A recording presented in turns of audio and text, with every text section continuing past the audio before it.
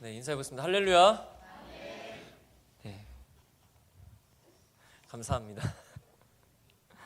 네, 주님께 예배드린 이 시간 모든 영광 주님이 받아주시고 은혜와 능력이 우리 가운데 충만하기를 주님의 이름으로 축원합니다. 자, 오늘은 저는 아브라함의 제단이라는 제목의 말씀으로 함께 은혜를 나누고자 하는데, 사실 오늘 말씀은 아브라함이 쌓았던 한 제단에 관한 이야기를 함께 나눠보고자 합니다.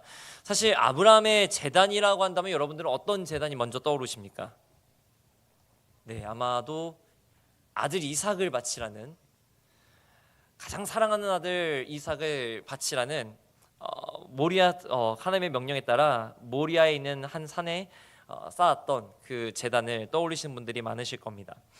그러나 사실 아브라함은 그 외에도 많은 제단들을 하나님 앞에 쌓았습니다. 이 말은 무슨 뜻이냐면, 아브라함은 일생 동안 하나님을 언제나 경외하고 신뢰했다, 이것을 말합니다. 그러니까 이삭을 바칠 때만 아브라함은 하나님께 제사를 지낸 것이 아니라 어디로 가든지 어디에 있든지 언제나 하나님께 제단을 쌓았던 인물이 바로 이 아브라함이었다라는 것입니다. 하나님의 약속의 말씀을 믿고 의지해서 저 먼 고향 갈대아 우르에서부터 시작해 이 하란을 떠났던 이 아브라함은 이 하나님의 말씀대로 고향과 친척과 아버지라는, 사실 자신의 안전을 보장해주는 인간적인 그 모든 것들을 떠나보내고 오직 하나님만 경외했고 어디를 가든 그 하나님께 예배했다, 우리가 그 말씀을 통해 볼 수가 있다는 것입니다. 자, 이런 위대한 아브라함에게도 사실은 어떻습니까? 좋은 모습만 있으면 참 은혜가 되겠지만, 반대로 너무나도 감추고 싶은 그러한 실수와 잘못들이 있습니다. 요새 말로 하면 이런 감추고 싶은 과거를 뭐라고 표현하냐면 흑역사라고 합니다. 흑역사. 이 아브라함의 흑역사.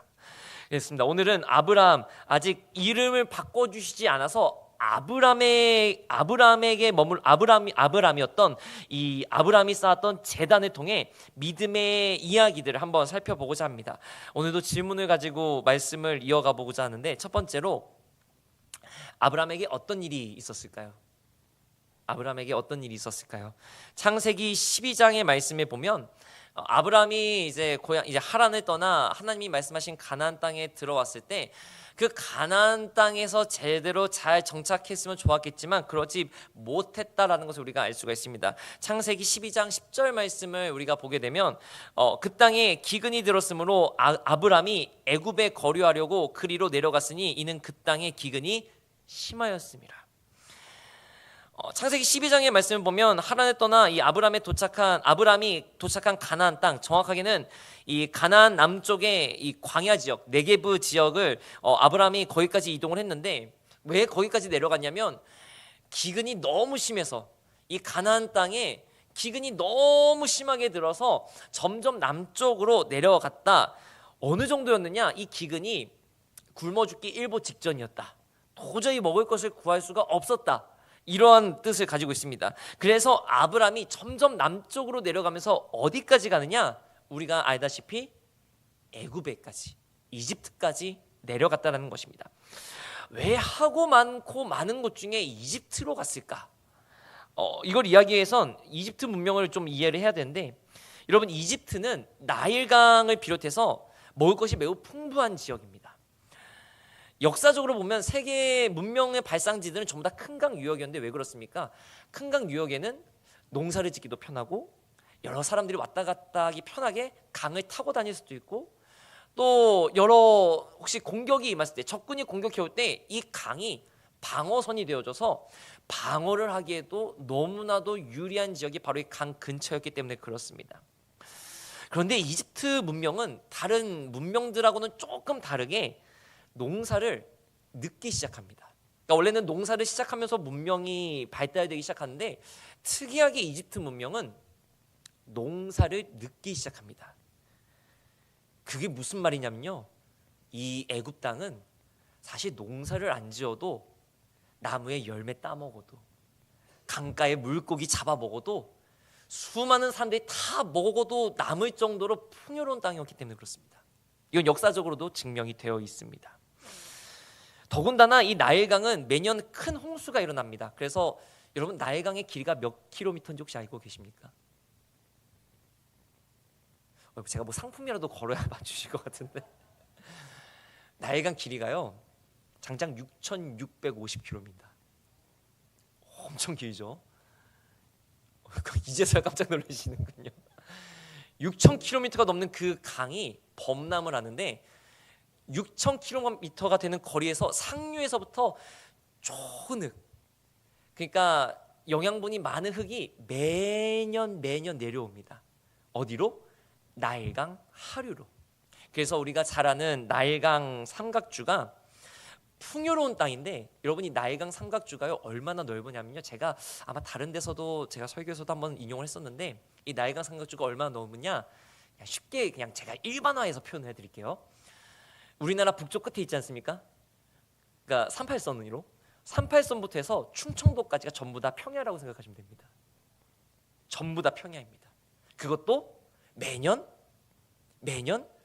영양가 넘치는 흙이 넘쳐나는 그런 평야입니다.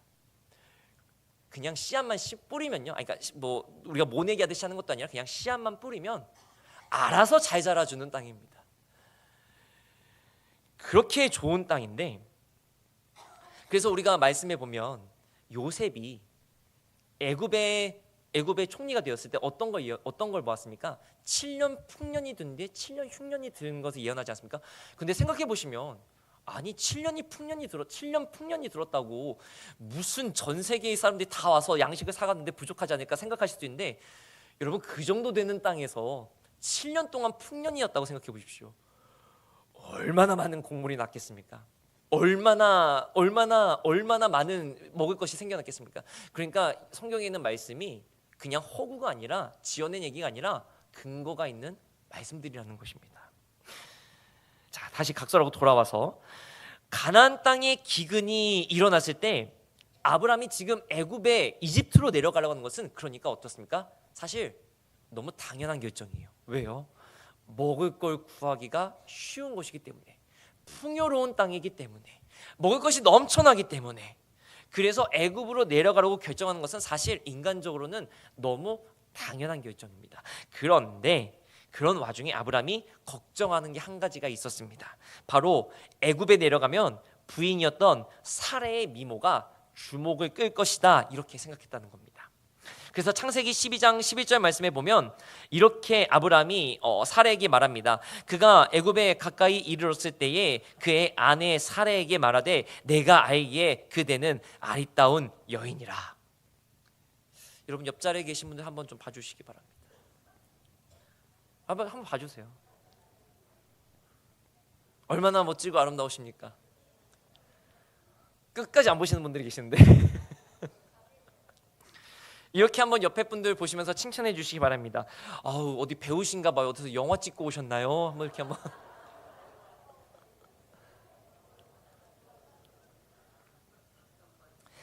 자, 그러면은 이렇게 답해 주시기 바랍니다. 네, 코미디 영화 찍고 왔습니다. 이렇게. 자, 여러분 이 말씀을 잘 생각해 보면, 여러분 창세기 17장의 17절 말씀을 보게 되면 아브라함이 99세 때, 그러니까 아들 이삭을 낳기 전에 사라가 나이가 몇이었냐면 90세라고 했습니다. 그러니까 대략 아브람과 사라의 나이 차이는 10살이니까 75세에 하란에 떠났던 아브람을 생각해 보면 대략 이때쯤 아내 사라의 나이는 몇 세쯤이었을까요? 65세 내외였을 것으로 우리가 볼 수 있습니다. 그래서 이 말씀이 선뜻 이해가 되지 않으시는 분들도 있을 수 있습니다. 아니 65세 된 분이 뭐 얼마나 미모가 대단하길래, 이렇게 생각하실 수도 있지만, 중요한 것은 아브라함이 보기에 아내 사라의 미모가 애굽 사람들의 주목을 끈 만큼 매력적이었다라는 것을 우리가 생각해 볼 수 있다는 것입니다. 그리고 실제로 오늘 14절, 그리고 창세기 12장 14절 말씀을 보게 되면 아브라함이 애굽에 이르렀을 때 애굽 사람들이 그 여인이 심히 아리따움을 보았다라고 합니다. 그러니까 뭔 말이에요? 이집트 사람들이 아내 사라의 미모에 홀렸다라는 겁니다. 이와 같은 은혜가 우리 교회에 넘쳐나는 줄 믿으시기 바랍니다. 아무도 아멘을 안 하시는군요. 주여. 자, 그 뒤에 15절 말씀을 보면 그래서 어디까지 미모가 이게 떨쳐지느냐?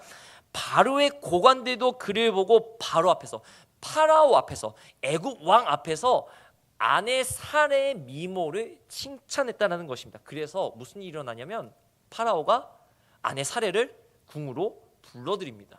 그래? 그렇게 예뻐? 내가 한번 봐야지. 불러들입니다. 근데 문제는 그 다음입니다. 여기서 바로가 사레를 어떻습니까? 자신의 아내로 삼으려고 했다는 것입니다. 그래서 16절 말씀을 보게 되면 이에 바로가 그로 말미암아 아브람을 후대함으로 아브람이 양과 소와 노비와 암수 나귀와 낙타를 얻었더라. 아브람에게 양과 소와 노비 암수 나귀 낙타를 주는데 이게 뭐냐면요, 그러니까 신부를 얻으니까 주는 지참금입니다. 아니, 지금 아브람은 자기 아내를 빼앗기게 생겼는데 설상가상 파라오가 지금 자기한테 자기 아내를 아내로 데려가려고 하니까 지참금을 주고 있는 겁니다.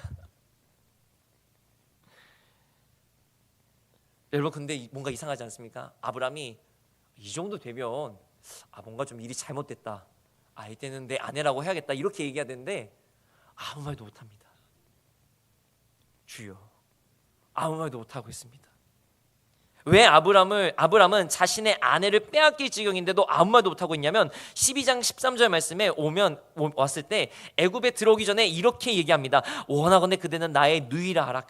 그러면 내가 그대로 말미암아 안전하고 내 목숨이 그대로 말미암아 보존되리라 하니라. 쉽게 말하면 내 아내라고 하지 말고 누나라고 해. 그래야 내가 안 죽어. 지금 아브람이 조금 비겁하게 대처했기 때문입니다.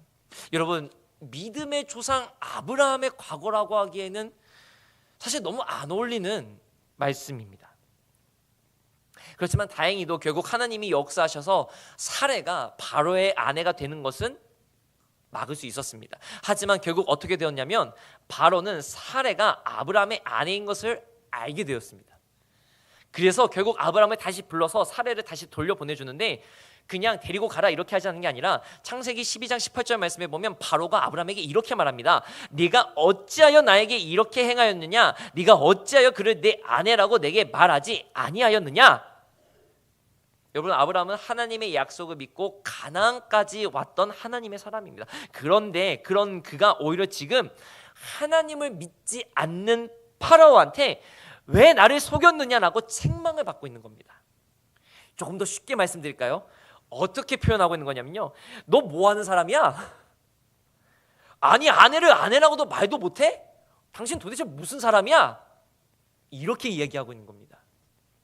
여러분, 아브라함의 입장에서는 사실 얼마나 창피했겠습니까? 내가 왜 그랬지? 이런 마음 들지 않았겠습니까? 여러분, 그렇습니다. 아브라함이 애굽으로 내려갔을 때의 이 일들을 통해 우리가 깨닫는 것은요, 하나님의 자녀가 약속의 말씀을 믿지 않으면 낭패를 본다는 것을 우리는 반드시 기억해야 됩니다. 하나님의 자녀로 살아가는데 하나님의 약속의 말씀을 끝까지 붙잡는다는 것은 사실 여러분 쉽지가 않으실 겁니다. 여러분 믿음을 지키고 여러분의 삶의 자리를 지켜나간다는 것 아마 힘드실 겁니다. 어려우실 겁니다. 그런데 오늘 이 아브라함의 모습, 오늘 말씀 이전에 있었던 이 아브라함의 흑역사를 보면 하나님의 자녀가 하나님의 약속보다 세상의 기준을 쫓아가면 어떻습니까? 반드시 무너진다라는 것을 우리는 말씀을 통해 알 수 있다는 것입니다. 아브라함의 조카 롯도 어떻습니까? 이 뒤에 애굽에서 올라온 뒤에 삼촌 아브람과 헤어질 때 조카 롯이 선택했던 땅은 어디였습니까? 소돔 땅. 풍요로웠던 소돔과 고모라 지역으로 향합니다. 그리고 그 선택은 어떤 결과를 낳느냐? 창세기 14장에 보면 가나안의 이방 민족들이 서로 전쟁을 하는 이야기가 나오는데 그 전쟁에 휘말려서 어떻게 됐느냐? 창세기 14장 12절 말씀에 소돔에 거주하는 아브라함의 조카 롯도 사로잡고 그 재물까지 노략하여 갔더라. 하나님의 약속을 믿고 가나안 땅에 머물렀던 아브라함에게는 별일이 없었지만 세상의 풍요로움을 쫓아서 소돔 땅으로 향했던 롯은 어떻습니까? 잘 되는 것처럼 보였지만 결국 전쟁에 휘말려 포로로 잡히고, 쉽게 말하면 노예로 끌려가고 가진 것도 다 빼앗겼다라는 것입니다. 여러분 그렇습니다. 하나님의 구원을 받고 하나님의 자녀가 된 저와 우리 성도님들은 하나님의 약속의 말씀을 믿고 끝까지 나아갈 수 있기를 주님의 이름으로 축원합니다. 우리 속회 모임도 바로 이와 같이 하나님의 약속을 신뢰하면서 함께 믿음의 길에서 은혜 받는 귀한 모임 될 수 있기를 주님의 이름으로 축원합니다. 두 번째로 돌아가겠습니다. 애굽에서 돌아온 아브람은 무엇을 했습니까? 자, 오늘 말씀 우리가 읽었던 창세기 13장 13절 말씀에 보면 그가 네게브에서부터 길을 떠나 베델에 이르며 베델과 아이 사이 곧 전에 장막 쳤던 곳에 이르니라고 말합니다. 전에 장막 쳤던 곳이다라고 말하는데 창세기 12장을 보면 아브람이 하란을 떠나 가나안 땅에 왔을 때 처음으로 장막을 쳤던 곳이 바로 이 베델과 아이 사이였습니다. 그러니까 지금 아브라함이 애굽에서 그 망신을 당하고 그 어려움을 당하고 다시 가나안 땅으로 돌아와서 찾았던 곳은 베델, 아이, 소돔 큰 도시들이 아니라 어디였냐면 베델과 아이 사이 곧 전에 장막 쳤던 곳 처음 가나안 땅에서 머물렀던 곳으로 돌아왔다라는 것입니다. 그리고 거기서 뭐 했냐? 창세기 13장 4절 말씀에 보면 그가 처음으로 제단을 쌓은 곳이라 그가 거기서 여호와의 이름을 불렀더라. 다시 거기서 제단을 쌓고 하나님을 부르고 있습니다. 이 말이 뭐냐? 아브라함이 제단을 쌓고 하나님을 불렀다라는 게 아닙니다. 아브라함이 하나님께 예배하며 하나님께 나아갔다라는 것을 말합니다.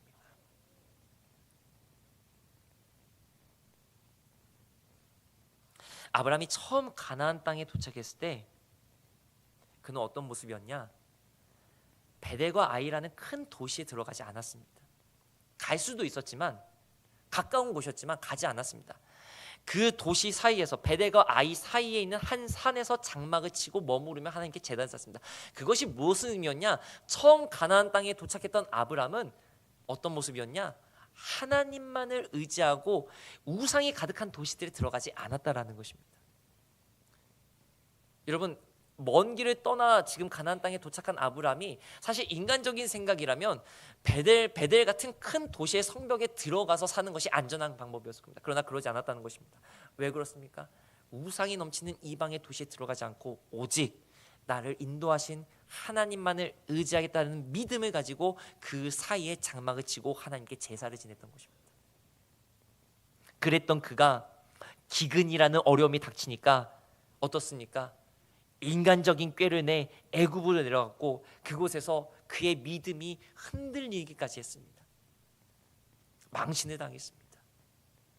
어려움을 당했다는 것입니다. 여러분 예배드리기 언제 가장 힘드십니까? 정말 예배드리기 너무 힘들다고 느껴질 때가 언제십니까? 아마 여기 계신 성도님들은 목사님 그게 무슨 말이에요? 예배드리는 게 너무 좋아요. 예배드리는 게 세상 제일 편해요. 아무도 아멘을 안 해주시는군요. 예배가 어려우십니까? 주여. 여기 계신 우리 성도님들은 예배드리기 너무 편하다, 좋다, 은혜롭다, 할렐루야 믿음의 고백이 넘쳐나는 성도님들이신 줄 믿습니다. 그러나 인생의 경험 가운데 예배드리기 참 어려운 때 중에 하나가 실패하고 낙심했을 때, 인생에 큰 파도가 몰아치웠을 때, 도대체 하나님 어디 계신지 알 수 없을 때, 하나님 나를 외면하고 있는 것처럼 느껴질 때, 그럴 때 참 예배드리기 어렵다. 그러지 않으셨습니까? 여러분 아브라함은 어떻습니까? 기근을 피하기 위해 하나님의 약속을 잠시 잊고 풍요로운 애굽 땅으로 피했습니다. 그러나 거기서 아브라함은 기근을 성공적으로 피한 것이 아니라 오히려 어떻습니까? 영적인 실패를 경험했다는 것입니다. 그것도 누구한테요? 애굽의 왕 파라오한테, 하나님을 믿지 않는 사람들한테. 아마 애굽을 떠나는 아브라함의 등 뒤로 애굽 사람들이 이렇게 얘기했을지 모릅니다. 아유 저 사람 자기 아내를 아내라고도 못하는 바보야. 그렇게 얘기했을지도 모릅니다. 그리고 그런 아브라함이 지금 가나안으로 돌아와 자신이 처음 가나안 땅에 도착했을 때 쌓았던 제단에 다시 나와 하나님을 찾습니다. 여러분, 이거는 단순히 예배를 드렸다는 것이 아닙니다. 그 어려운 와중에도, 그 마음이 어려운 와중에도 자신의 잘못했던 모습, 자신의 믿음이 무너졌던 그 연약함을 하나님께 통회하면서 주님의 은혜를 깨닫고 다시 믿음을 세우면서 하나님의 이름을 부르고 있는 것입니다. 여러분, 얼마나 위대한 것입니까? 지금 믿음이 무너졌던 아브라함이 다시금 믿음의 자리를 회복하고 있다는 것입니다. 소중한 교인교회 성도님 여러분 마음이 힘들고 무너질 때, 인생에 큰 어려움이 닥쳐올 때, 혹 여러분들의 믿음의 재단이 무너져 있지는 않았습니까? 혹 지금 우리 성도님들의 믿음의 재단은 어떻게 세워져 있습니까? 오늘 아브람과 같이 무너졌던 믿음의 재단, 처음 쌓았던 그 믿음의 재단을 다시 회복하는 저와 우리 성도님들 다 되시기를 주님의 이름으로 축원합니다.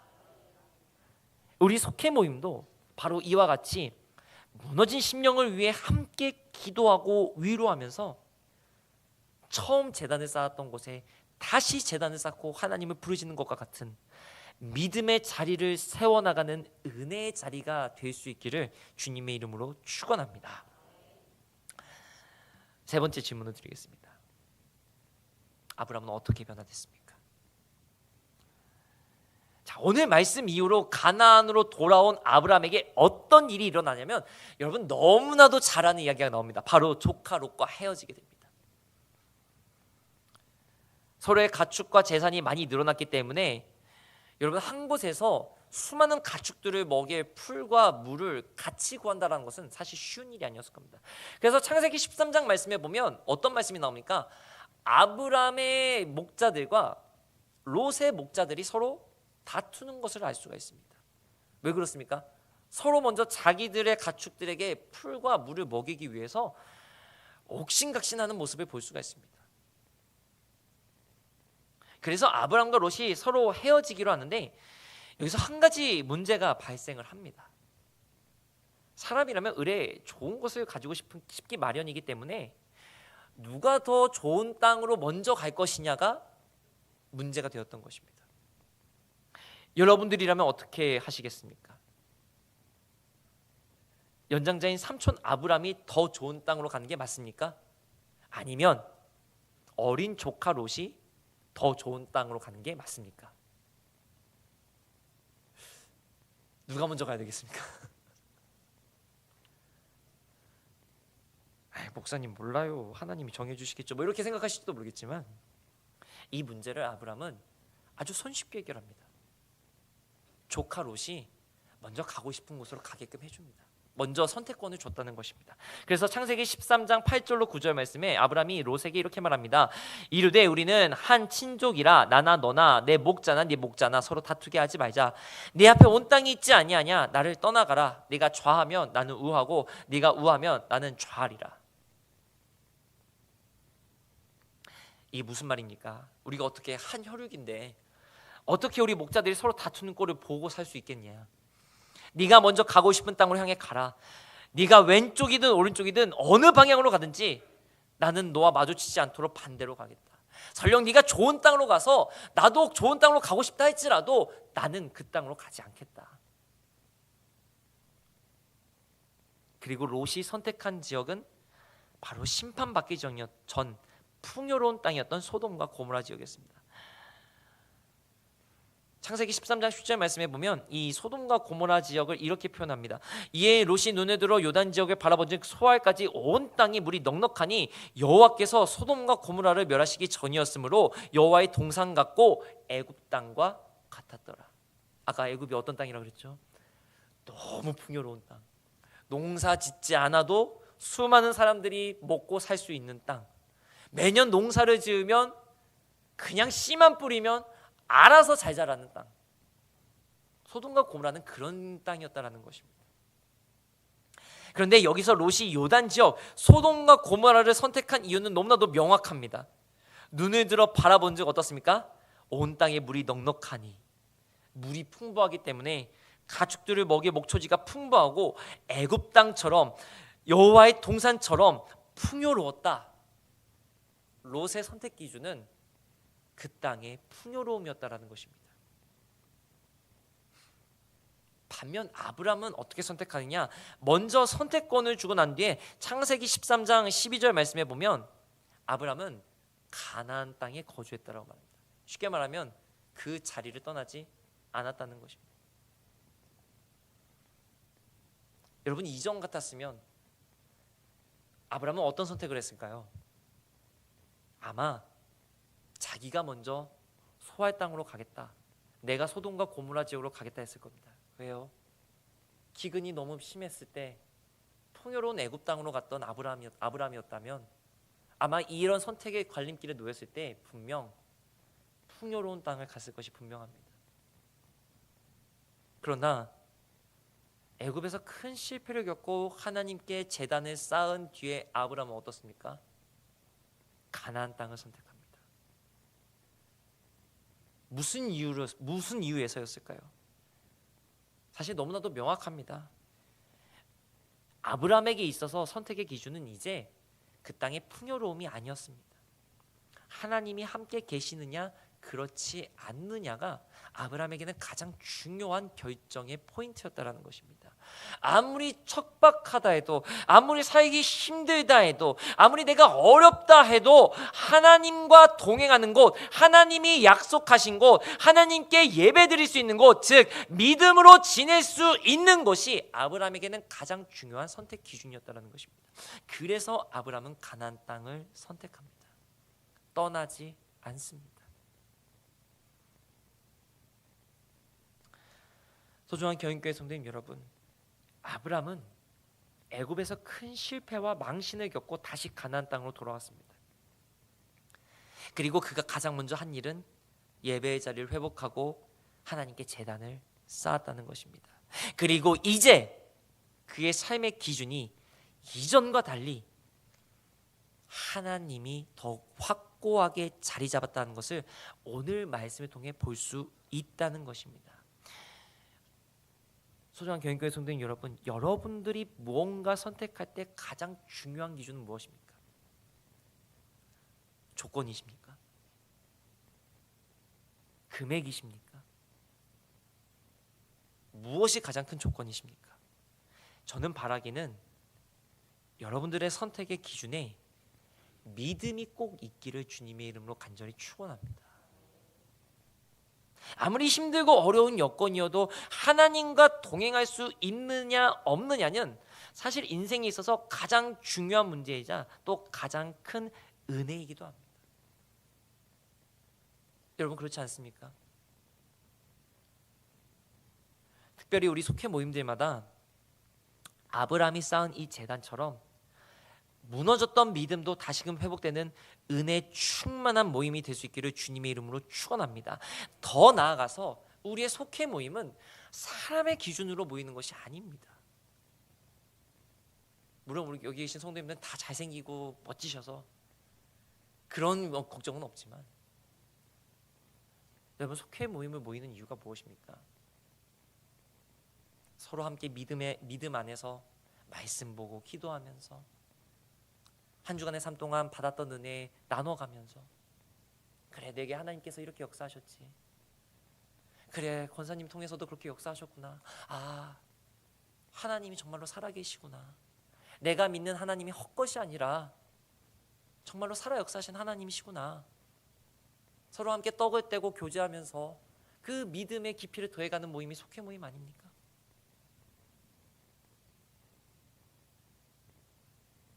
바라기는 우리의 속회 모임이 믿음으로 함께 모여서 하나님의 능력과 역사가 더욱 가득히 충만하게 채워질 수 있기를 주님의 이름으로 축원합니다. 더 나아가서는 우리 속회 모임에 큰 회복과 부흥의 역사가 일어나서 모이는 순간마다 은혜가 되고 말씀을 나눌 때마다 하나님이 역사하시고 기도할 때마다 응답받아서 말씀이 좀 아멘이 좀 작은 것 같습니다. 기도할 때마다 응답받아서 꼭 2번을 해야 되는군요. 날마다 날마다 주님의 은혜가 충만한, 정말로 살아서 은혜 받는 귀한 믿음의 모임 되실 수 있기를 주님의 이름으로 축원합니다. 기도하겠습니다.